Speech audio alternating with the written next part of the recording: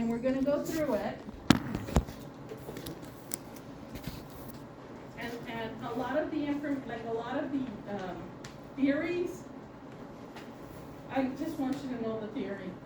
I mean, like, you know, when we get into the lab, again, I want you to know, this stuff is like for you to know, but it's not to say, okay, so patient, today we're gonna do a part practice exercise.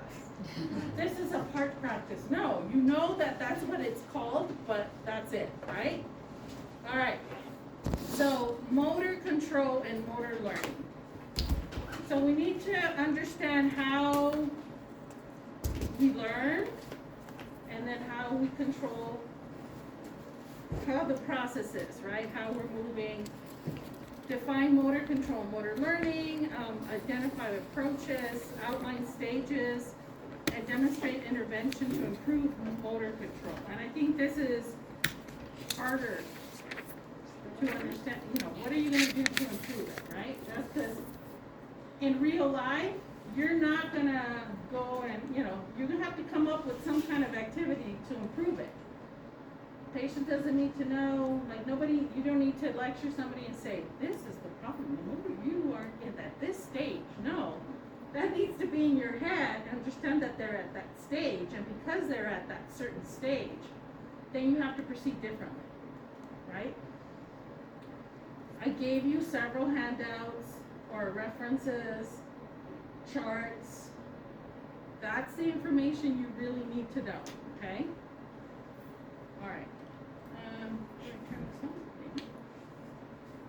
All right, motor control, definition, ability to maintain and change posture and movement. And it's a complex set of neurologic and mechanical processes. So motor control is, right, it's from your brain, and you have to use your muscles and so forth. Motor learning is the process to bring something about a permanent change as a result of practice or experience. So you're learning to throw a ball. How do you learn to make it into the basket? Right?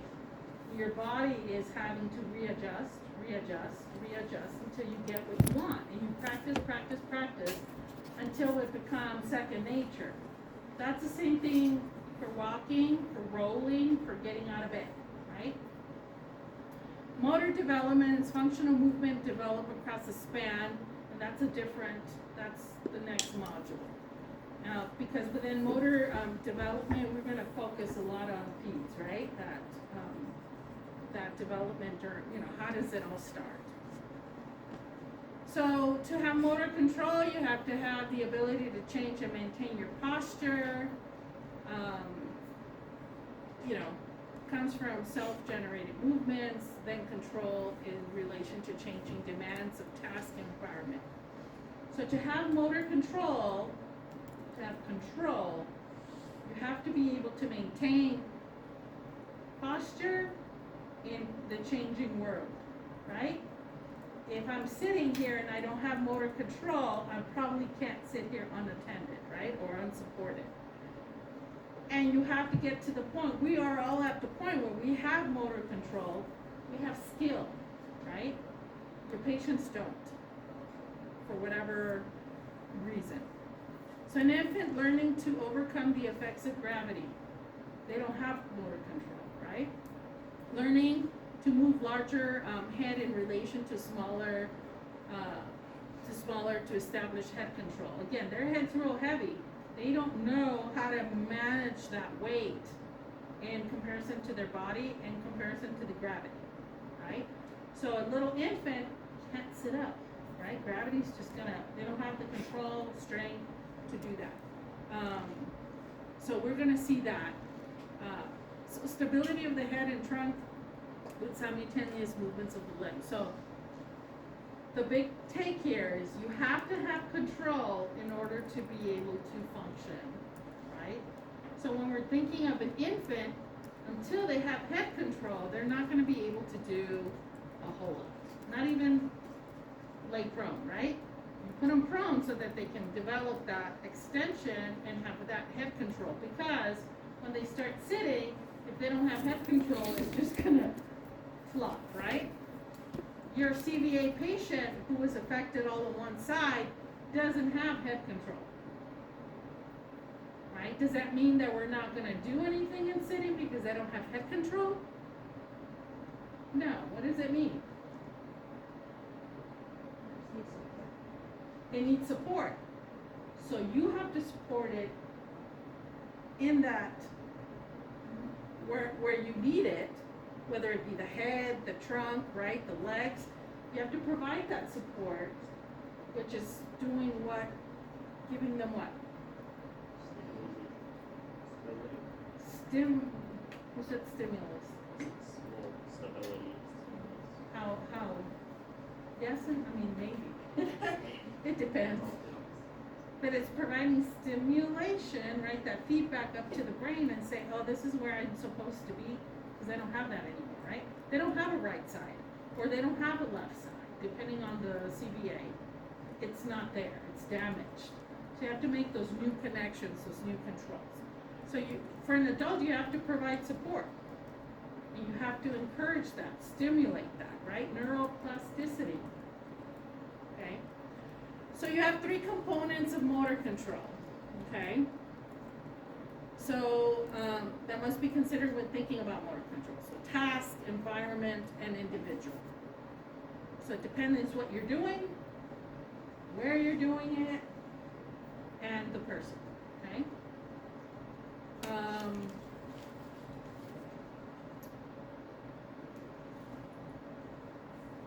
So here they're just comparing like control.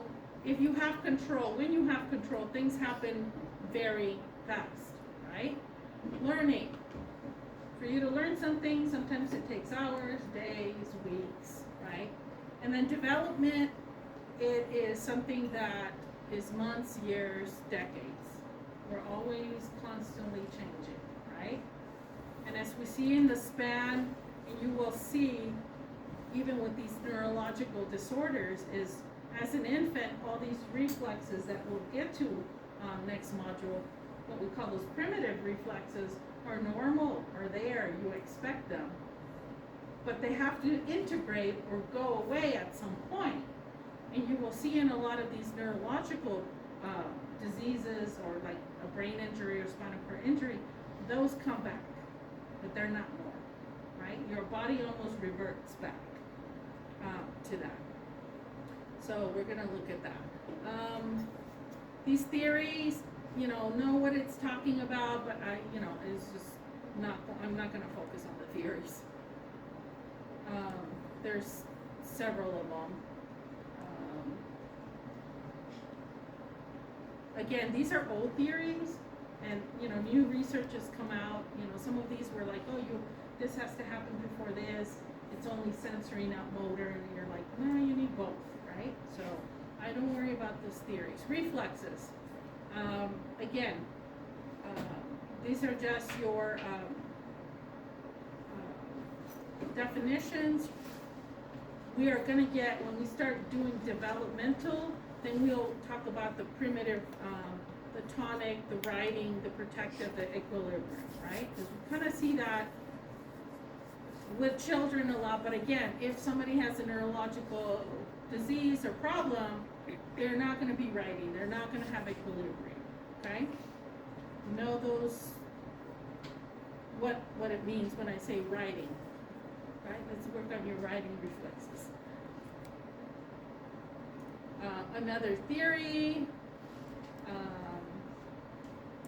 should we just generally look at the theory? Yeah. Just what is it talking about? What is it telling you? All right. So here is what I want you to focus on: development of motor control. So you have 4 stages. You have to be able to move to gain stability, to gain control of the movement, and then to be skilled. Right? So if you don't have mobility, you're never going to get the rest. You have to be able to move, right? So the first thing that when we see a patient that we have to make sure they can do is move, right? If they can't move their upper extremity because they had a stroke, then is that upper extremity or is the shoulder ever going to be stable? Are they going to have controlled mobility with it? No. Are they gonna be skilled to pick up a pen or do writing? No, okay? So these stages, it's mobility, stability, controlled mobility, and skill, okay? Mobility, something is initiated, right? And then stability, the ability to maintain a steady position in weight bearing, gravity, anti-gravity position. So often involves co-contractions of tonic holding, like quadruped, right? You have to be stable to hold that quadruped, okay? Control mobility, superimposed on previously development, structural stability by weight shifting within a posture. So we're going to talk about weight shifting a lot when we get into neurological patients. So to improve that controlled mobility, they have mobility, but it's not controlled because they can't sit up, with good posture and reach for something because then they fall. You have to have that controlled mobility. So how are we going to train them? How are we going to help them achieve that controlled mobility, right? You have to challenge them, right? And then skill, again, you've reached all the other stages and you can maintain your posture even if the environment changes, okay? And then you can readjust where you want your body to be. So when ambulating, swinging, leg performs skilled work, and stance leg performs controlled mobility. Creeping, same thing, right? You have control, you let the other ones move, okay? I think this is in your book. It just illustrates with a little kid, like where is the mobility, stability, control mobility, and then finally skill when they're walking, okay?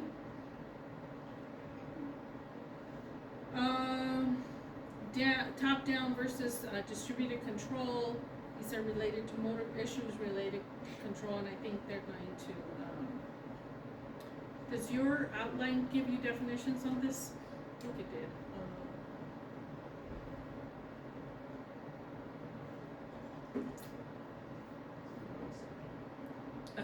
It's in the book.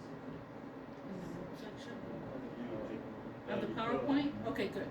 Contractions initially increasing with hands.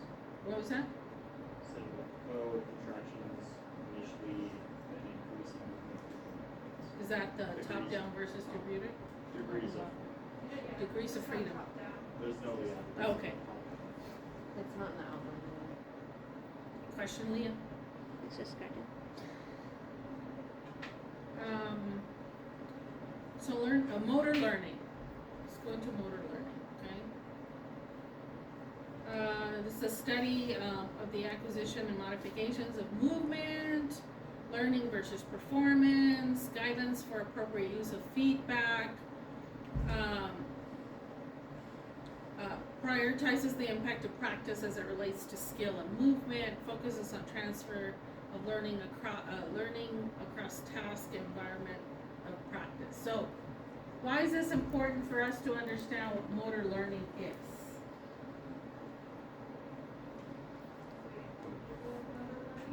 Huh? Right, so when we talk about, and the things that you guys are still working on was, is how do I communicate what I want my patient to do? How do I find those words that are going to allow my patient to understand how I want them to move their leg? So if it's challenging to do it with an able-bodied person that you're just training and showing them how to do quad sets, try to do it with somebody who has a CBA and cannot understand what you're telling them, right? So again, how do I start showing them how to roll? What do I need to do, right? These are two other theories as well. Again, The first one, Adams closed loop theory, is that movements are performed by comparing the ongoing movement with an internal reference. So when you move, that movement is compared to what you've done before. Have you done that movement before? So then it's, if you have, then that's what your body basis is off, right? That you've done that before, so you're shooting a basket, and you're shooting a basket again. It's like, oh yeah, I remember this, right? The limitation is how do we motor learn when sensation is impaired, right? Because sensation is giving you some feedback, but when there's no sensation, is that going to change the way you remember that movement? Okay? So this other theory was made to deal with the lack of the first theory's limitations.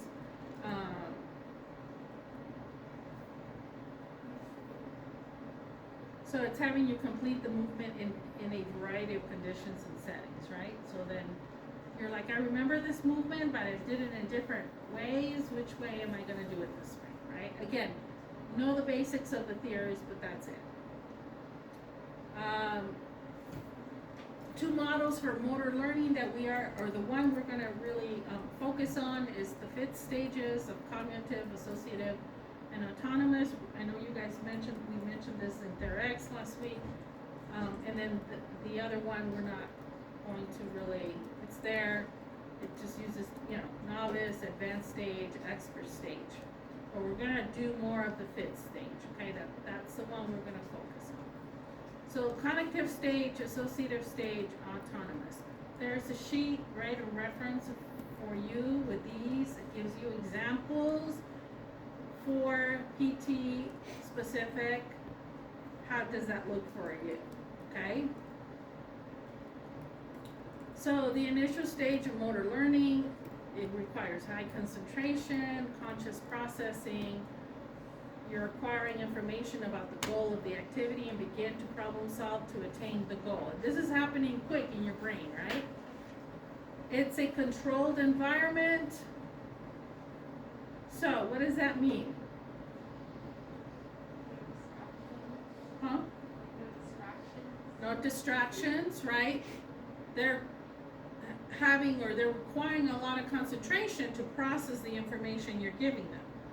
So if they have problems processing, this is going to take longer or shorter time?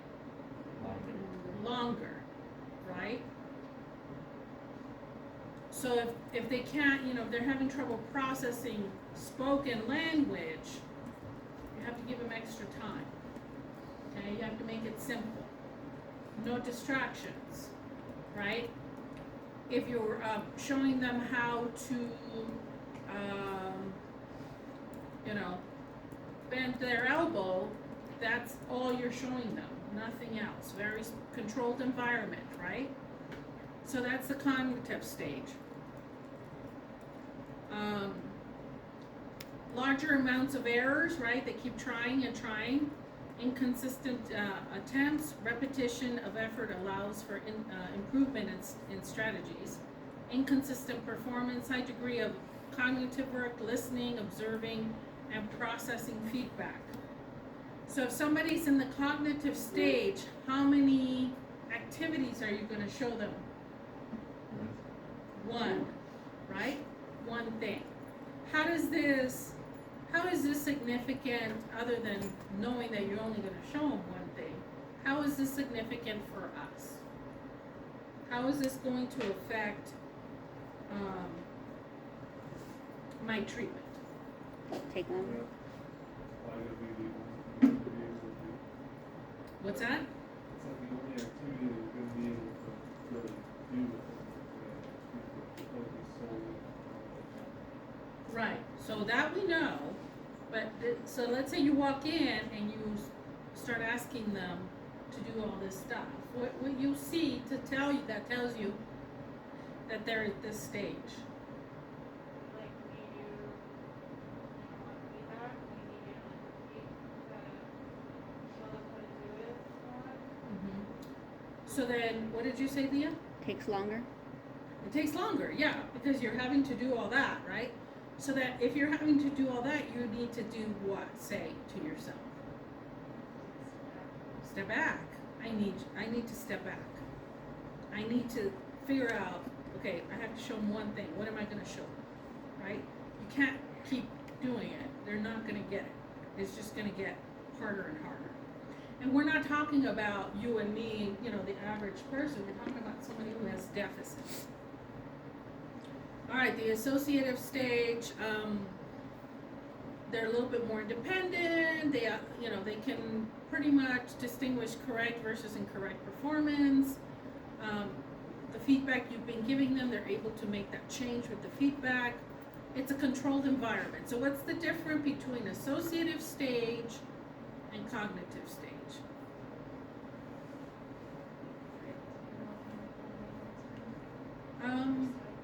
Yeah. We know what they need to do. Okay. Versus not. Okay, what else is a difference? Less cues for the follow-up. Can be, because they're able to remember the cues you gave them. What other? They can like recognize their own mistakes. Yeah. So then, if they're able to recognize their own mistakes, a little bit less feedback that you're giving them. Okay. Okay, how? What would you change to challenge them? That's different from the, yeah. Right, so the environment is less structured. Right, you can maybe go from there to the gym with one person in there versus, you know, so you start kind of, that's how you would make that challenge, okay? Here you would, then you need to know, you need to avoid excessive feedback. Allow them to figure that out, okay?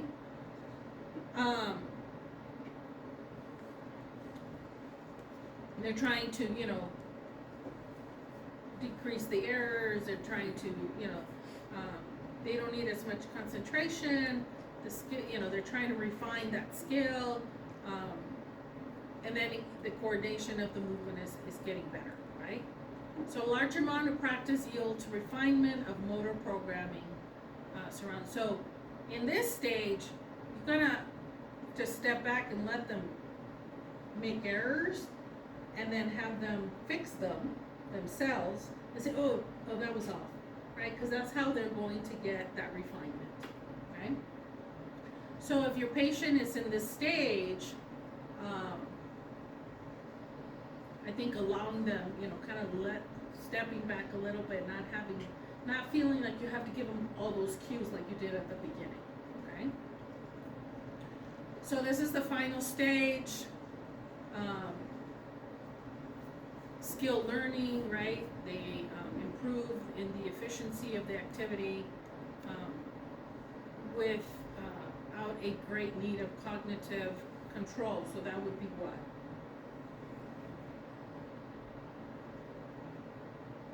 Automatic. And they can perform the task with interface from variable environments.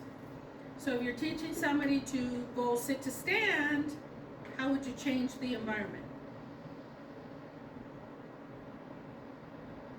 How will you vary the environment? What they're sitting on. Leah, besides that, What they're saying now? Oh. yes, but no, that's not your answer. Okay. That was Jacob's answer. I don't know.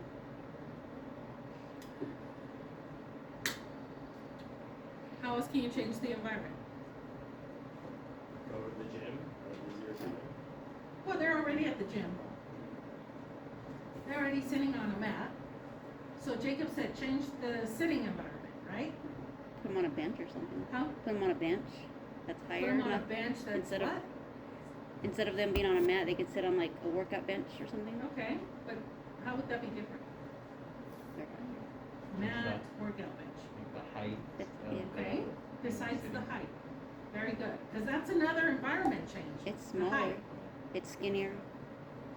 Are you having them straddle or No, but they still. see if their butt fits on the skinnier? Maybe. I mean, it can, right? It could throw them off a little bit.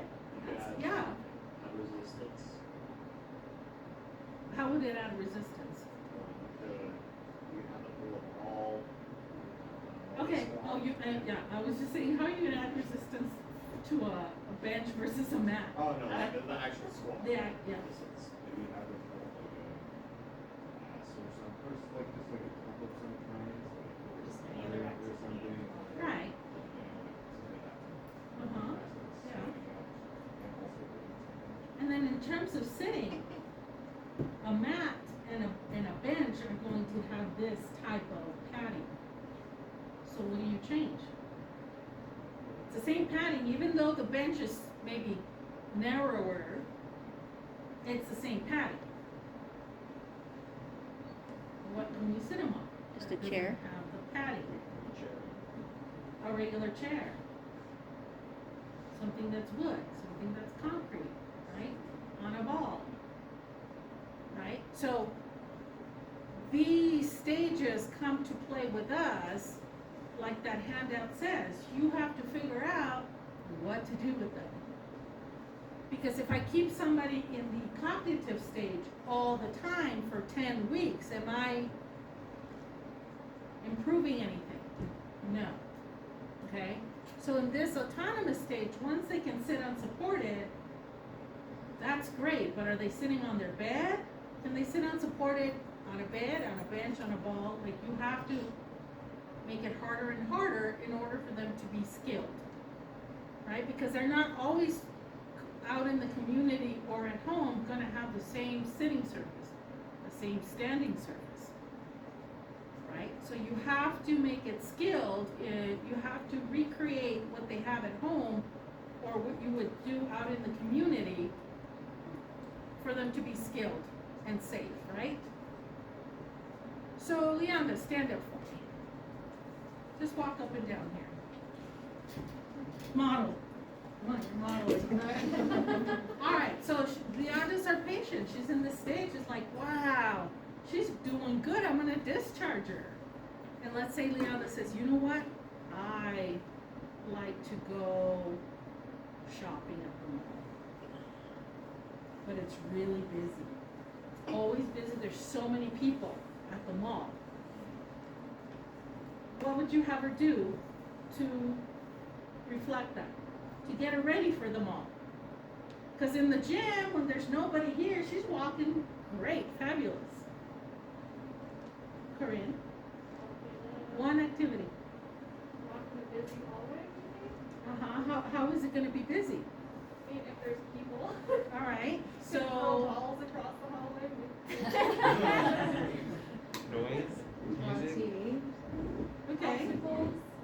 Obstacles, no, noise, yes, it's distracting. You just have her come Okay, at a we different can start time. with that, that would be fairly easy, right?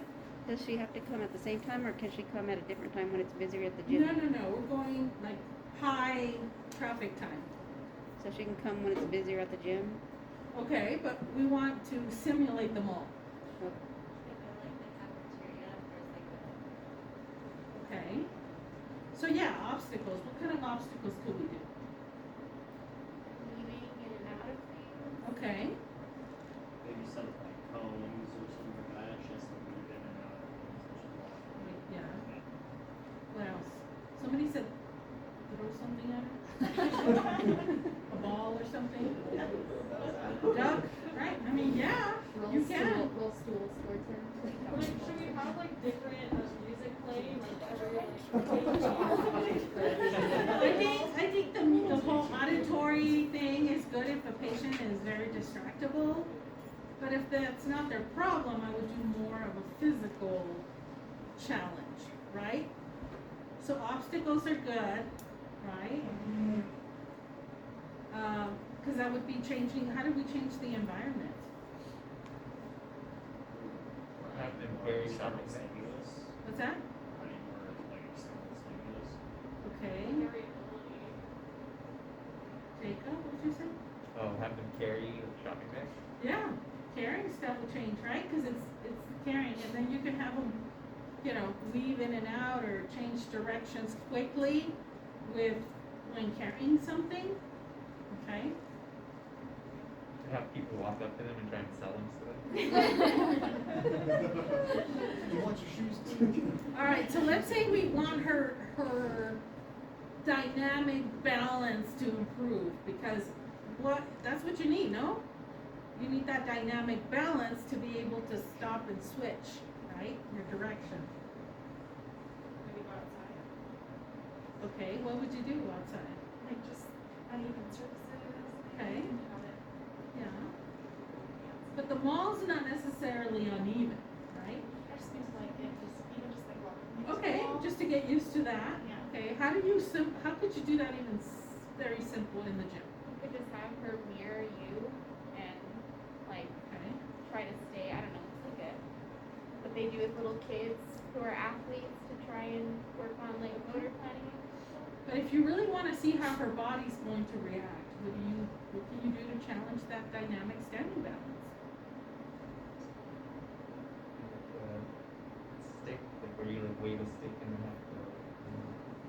I mean, those are all good, but those are all, yeah, that's right. Come on, Leon, to stand up. Start over here. Don't do the So high like, step. yeah, well, good. You're doing so good, This isn't the That's it, that's your test. Weaving in and out is great to start her, Other hands on the table though. but, and I can say, okay, stand there. Don't let me push you over, don't let me push you over, which is great. But in reality, right, this is what's gonna happen at the mall, right? So, all those are good ideas. You're gonna have to come up with ideas, but then you're gonna have to come up, at what stage is my patient that I need to challenge them or not? And if she like biffs it, then you're like, let's go back. They're not quite ready for that, right? Or they did okay, they were able to but they did kind of go off a little bit more than you'd like. So then you work on, maybe some more strengthening, maybe some more balance stuff, okay? So these stages, I want you to make a mental note of where your patient is. Know that if they're in that cognitive stage, I need to keep it simple, right? Don't be trying to do all this fancy stuff that you just learned in your CEU over the weekend. Your patient can't figure that out, right? So I need you to know, for test purposes, the difference between all these stages. But when you're treating your patient, don't say, you're in the cognitive state, so we're gonna do this. Like, no, this is just for you to know how to progress them, how to implement these treatments, okay? That's good. You guys have to think out of the box, because as Ms. Beats knows, sometimes you don't have equipment, you have to wing it. So are you basing some of the cognitive stage to the social stage to the internal stage? Are you going more based on observations, objective measurements, or a combination? Probably a combination of both. You're seeing how they're doing, right? Because again, you read something in the chart, is that 100% proof that that's the way they are? No. So it's what you're looking at. When you see somebody every day, you have a really clear understanding of what that is, right? So when you've not seen somebody and you have to go into the chart and they're doing all this, but they're having trouble with balance, then you're like, well, why are we doing all these high level balance when they can't? So let me go back, right? That is why you are skilled. To recognize that and pull back and say, I know you're having trouble with that. Let's kind of start with this other thing just to make you a little stronger. Okay? Ms. Beats, any I think that there's parts that explain to you as students that you will know where you're at when you're starting. Yeah. And you'll know that you're not going to go and see someone for the first time and just do exactly what this process is. You're going to know how much support you're going to have to give them, whether you have to have a hands-on feedback believe that. And even when you go to your first rotations, you're not gonna feel that way until your CI is like, hey, you might want to, you know, so you'll know after working with those people what level they're at. Yes. So I know how it mentioned that, you know, some spinal cord injury patients, stroke, TBIs, that like they won't progress. Like they won't ever get to like the autonomous state or something like that. So from like a treatment standpoint, do you just keep them in this like the most advanced stage they can get to, or you just maintain their function at that stage? Yeah. It's hard to say how much, you know, you can't ever say they won't ever get better. Okay, spinal cord injury, complete spinal cord injury. We all know they're not gonna walk. Unless there's some new invention, miraculous treatment, right? You never say that to your patient. You never say you're never gonna walk again. Say, you know, we're gonna treat you and get you as high functioning as possible. You never wanna have them lose that hope, right? Because sometimes that's all they're holding on to. Not that they don't know that that's not feasible, but hope really makes people do a lot more than when they don't have any hope. But yeah, you try and get them to the highest level function that's safe for them. It may never be safe for you to walk alone without a walker. But if you use the walker, then you can have independence. Right? So if we never get to the autonomous stage of how they work for injury, like you're gonna not show them, you'll never walk, so you're just gonna stop here, and I'm not gonna show you more. You might show them by doing things differently, and they'll be autonomous and however, with whatever device they have, or just, I mean, a person may never walk again, but they try to learn how to transfer from a chair and do that, and get into their car, maybe even drive, like those are things they're still gonna be able to do. So they wanna be autonomous in what they can do. Or someone teaching them how to Right, do or those something things. just to do things different. And sometimes, you know, if they're autonomous, if you get them independent enough to do ADLs, that makes a huge difference. Not to have somebody wipe you off the time. Right? So if they can do that, but they can't walk, that's a good thing, right? So you want to get, I know you've seen stroke patients that come, you know, and they've been a stroke patient for 15 years, and they're walking really weird, and you want to fix it, but you're like, is it safe? Yes, leave them alone. Leave them alone. Because in the attempt of you fixing it, it's going to drop their function, and is that not helpful? Now, if they're unsafe, then I would say, you know, this is not safe for you to do this. Let me show you a safe way to do it. You always have to watch those words that you say to them. But if it's safe, and I always say, show me how you're doing it. As long as it's safe, I don't have a problem with it. And then, because you go in there and, oh, you're unsafe, they're not going to want to work with you. They're going to say, oh, they're just, saying that I'm doing everything wrong. So when you go in there and say, I know you've been walking a certain way, can I just see you do that? And say, you know, you're safe, but, you might, trying this and we can get you stronger. They'll be more open to change if you allow them to do what they've been doing for 15 years, So, again, Ms. Beese's right, it's hard when you haven't been in clinic. Those of you who work in hospitals, you can maybe see that a little bit. It's like when Anthony used to go, oh yeah, little old lady, there's no reason he can do 30 quad sets. He goes out to clinic because he was a bodybuilder. He should be doing 30 quad sets. Comes back, he goes, people can't do quad sets. Yeah, like they can't stay in the kiddie pool. They ain't doing 30 quad sets, let alone, one, they're not doing 30, right? So again, once you start seeing it, when you go to clinic, then everything starts fitting, and you're like, oh, that's why, right? Again, keeping this in the back of your head, where are they? And then how am I going to progress them, depending on what stage they are.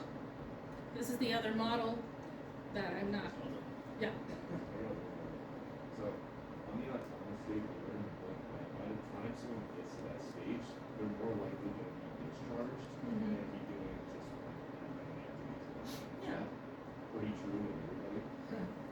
get to that stage. Right. And again, there's different levels of autonomous. Your autonomous is gonna be different as somebody who's 80 and is autonomous. Even when they don't have anything going on, right? Their walking speed is less than yours, their stride is less than yours, but they're still autonomous. So we're not keeping somebody who's autonomous beyond that because they've reached their goals. But what can you give them? Home exercise program. So you can still continue to go to the gym, just avoid these, be careful with this, like you still, right? And always have that option if you feel like you're getting weak or you're having issues, you can always come back. Okay? This is another one, open skills. They're done in environments that change over time, walking on different surfaces, driving a car. Again, all these models have the same thing, but we're going to concentrate on the fits one, okay?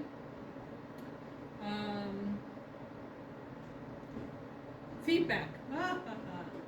How do we give feedback? This you all struggle with instructions, let alone the feedback, right? So the feedback, again, has to be precise, time at the time, right? And you have to develop that ability.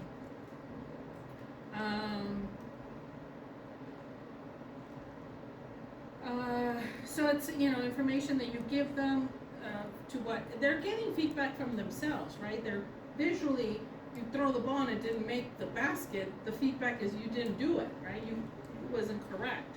When you're giving somebody feedback, it needs to be precise, like I said, in a timely manner, and it can be verbal, tactile, right? The hard part is to be timely and precise. And then again, you have to know when to wait for a response or not give as much feedback. Again, you have to take into account, their sensory,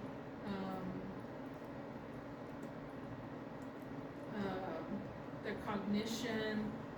We're working with CVAs, Parkinson's, head traumas, and the spinal cord injury. You say, well, the spinal cord injury, they should be fine with their head, right?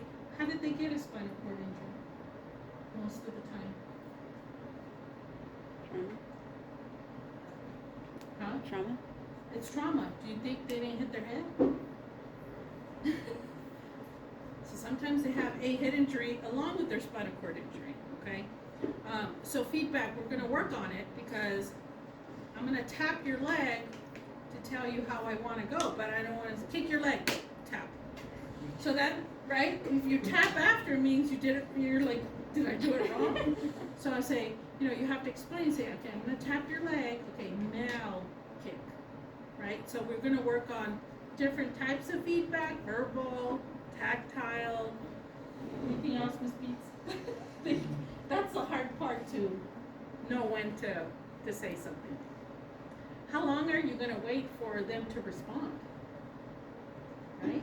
If you don't know them, you might give them a little bit more time. If you already know they're gonna take 2 seconds, 3 seconds, then you're gonna give them that, right? They divide here. Extrinsic feedback. All feedback that comes to the person through sensory systems as a result of movement, including visual, vestibular, proprioceptive. So it's inside, right? Inside them. Proprioception. Again, that's their intrinsic feedback. You just have to know, are they able to see, is their vestibular system off? If they're, they don't have proprioception, then it's off. extrinsic, all the information can be provided while a task or movement is progressing or subsequent to the movement. Verbal feedback or manual contact, that's what the extrinsic. Knowledge of results, this is extrinsic feedback, terminal feedback of the outcome of the movement in relation to the movement's goal. Did I make the basket? No, right, or yes. Knowledge of performance, it's also extrinsic feedback, relates to the actual movement pattern used to achieve their goal of movement. Okay, so all this is type, some of the feedback's coming from within the patient, the body, those senses, right? The vision, the proprioception, all that. And then others from your feedback, verbal contact or manual. Just a diagram there, how that works. Practice makes perfect. So it refers to repeated performance of an activity in order to learn or perfect the skill. So if you practice wrong, you're gonna get it wrong, right? Allows for direct physical experience and kinesthetic simulation of acquired skill. So you have to have them do it, right? Mental practice, cognitive rehearsal of a task or experience without physical movement. A lot of athletes do this, right? And there's been a lot of studies that show that even if you're on the bench, but you're physically take somebody's body and watch them play, you are creating those, learning those skills, right? Those movement skills. Practice makes perfect only if you practice perfectly. So various types of practice. This is what we're going to focus on. These past practice, types of practice. So mass practice, practice time in a trial that is greater than the amount of rest between trials. Distributed practice, the amount of rest time between trials is equal to or is greater than the amount of practice time for each trial. So that means you're taking just as long to do the activity than you are resting, or maybe it's taking you longer. The other one is your mass practice is you're taking the same amount of the time in a trial is greater. So whatever activity you're doing, you're taking longer than your rest periods. Constant practice of a given task under a uniform condition. The same thing over and over and over and over. Variable is when you start switching the conditions, right? Like we talked about the sit to stand or the sitting. Random practice, varying practice amongst different tasks. So let's say you're doing reaching, right? So you're having them reach while they're sitting, you're having them reach while they're standing, you're having them reach. It's the same reaching, but in different, a different task, right? Or are you having them reach and then you're having them squat and then you're having them walk and then all that. Block practice, consistent practice of a single task. You do one thing at a time, right? Then whole practice is you do the entire task. Part training, practice of an individual component or selected component of a task. Part, so it's one part. All right, this is our lab. I'm gonna have you in groups. The other thing I want to give you is